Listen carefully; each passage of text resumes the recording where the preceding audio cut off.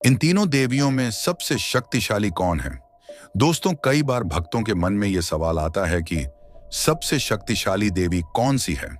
मां काली, मां दुर्गा या मां पार्वती? बहुत सी कथाएं इन देवियों की शक्ति को विस्तार से बताती हैं, लेकिन कभी इसमें कोई तुलना नहीं की गई। आज की इस वीडियो में हम इन तीनों की कथाओं का वर्णन करते हुए ये जानने का प्रयास करेंगे कि कौन है सबसे शक्तिशाली देवी। वीडियो के आखिर में हम एक निष्कर्ष पर पहुंचेंगे। सबसे पहले मां पार्वती की शक्तियां आपको सुनाते हैं। दोस्तों, मां पार्वती शक्ति का एक सौम्य रूप है। ये सरल, दयालु और ममता से परिपूर्ण है। मां पार्वती माता सती का ही पुनर्जन्म है। सती के रूप में भगवान शिव से पिछड़ जाने के बाद पार्वती के रूप में उन्होंने दूसरा जन्म लिया और फिर से भगवान शिव से विवाह किया, जिसके लिए उन्होंने कठोर तपस्या की थी। इस तरह उनके पास प्रेम की अपार शक्ति थी। उनकी तपस्या से विशालकाय पर्वतों की नींव हिल गई थी। साथ ही माता के पास ममता की शक्ति थी। उनके पुत्र कार्तिकेय और गणेश पर आए संकट को कितनी ही बार अपने ममता की शक्ति से हर लिया था। बात करें मां दुर्गा की, तो उनकी शक्ति का सबसे विकराल रूप तब सामने आया जब महिषासुर नाम के राक्षस ने तीनों लोकों में आतंक मचा दिया। एक बार महिषासुर ने अमर होने की मंशा से ब्रह्मा जी की बहुत कठिन तपस्या की। ब्रह्मा जी उससे इतना प्रसन्न हुए कि उन्होंने खुद प्रकट होकर उसे कहा कि तुम्हें जो वरदान मांगना है मांगो। महिषासुर ने कहा, भगवान मुझे अमर होने का आशीर्वाद दीजिए। तब ब्रह्मा ने उससे कहा, यह तो सृष्टि का नियम है, जिसने जन्म लिया है उसकी मृत्यु भी अवश्य होगी। इस प्रकार का वरदान मैं नहीं दे सकता। तब महिषासुर ने कहा कि ठीक है, मुझे ऐसा वरदान दीजिए कि मेरी मृत्यु एक स्त्री के ही हाथों से हो। इसके अलावा कोई भी देवता या असुर मेरा वध ना कर पाए। ब्रह्मा जी ने उसको यह वरदान दे दिया। उसके बाद तो महिषासुर ने तो उत्पात मचाना शुरू कर दिया। वो अहंकार से भर गया। उसने धरती पर आक्रमण कर दिया, तीनों लोगों को अपने अधीन कर लिया। सभी देवता अत्यंत दुखी होकर ब्रह्मा, विष्णु और महेश के पास पहुंचे। इन सभी देवताओं ने मिलकर देवी दुर्गा की सहायता मांगी। सभी ने अपने तेज से उस शक्ति को जन्म दिया जो मां चंडिका कहलाई। ब्रह्मा, विष्णु, महेश सहित सभी देवताओं ने अपने विशेष अस्त्र देकर उन्हें इतना शक्तिशाली बना दिया कि उनका रूप देखकर सारी सृष्टि स्तब्ध रह गई। उस प्रचंड शक्ति ने महिषासुर को युद्ध के लिए ललकारा। महिषासुर ने कई रूप धरकर माता को छलना चाहा।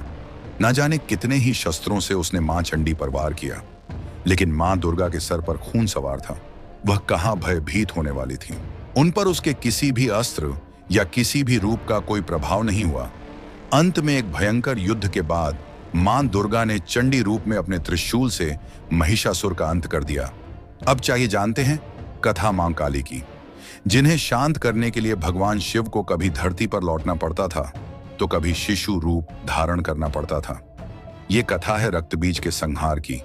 रक्तबीज को घोर तपस्या के बाद ऐसा वरदान मिला था कि जब जब उसके रक्त की एक बूंद भी धरती पर गिरेगी, तब तब उसके जैसा एक और रक्तबीज उत्पन्न हो जाएगा। उसने तीनों लोकों में अपना अधिकार जमा लिया और पूरे ब्रह्मांड में त्राही त्राही मचा दिया। उससे परेशान होकर सभी देवता भगवान शिव के पास पहुंचे। शिव के पास भी इसका कोई उपाय नहीं था। तब उन्होंने देवी पार्वती की ओर रुख किया। देवी पार्वती देवताओं को इस तरह दुखी देख बहुत क्रोधित हो गई और उन्होंने एक विकराल रूप धारण कर दिया। यह रूप मां काली का था। वो दिखने में इतनी भयंकर थी कि कुछ असुरों के प्राण तो उन्हें देखकर ही निकल गए। कुछ असुरों की मृत्यु उनके हुंकार मात्र से हो गई। वो अकेले ही रक्त बीज का संहार करने के लिए निकल गई। जहां जहां वो चलती तो उनके गले में लटकी मुंडमाला से लहू टपकता रहता। जब उन्होंने रक्त बीज के पास जाकर उस पर प्रहार किया तो उसके शरीर से जितने भी रक्त की बूंद गिरती, उतने ही रक्त बीज उत्पन्न हो जाते। मां काली उन्हें अंधाधुंध मारते चली गई, लेकिन वह उत्पन्न होते चले गए। फिर मां काली ने अपने भयंकर जिह्वा का विस्तार किया और एक हाथ में कटोरा धारण किया।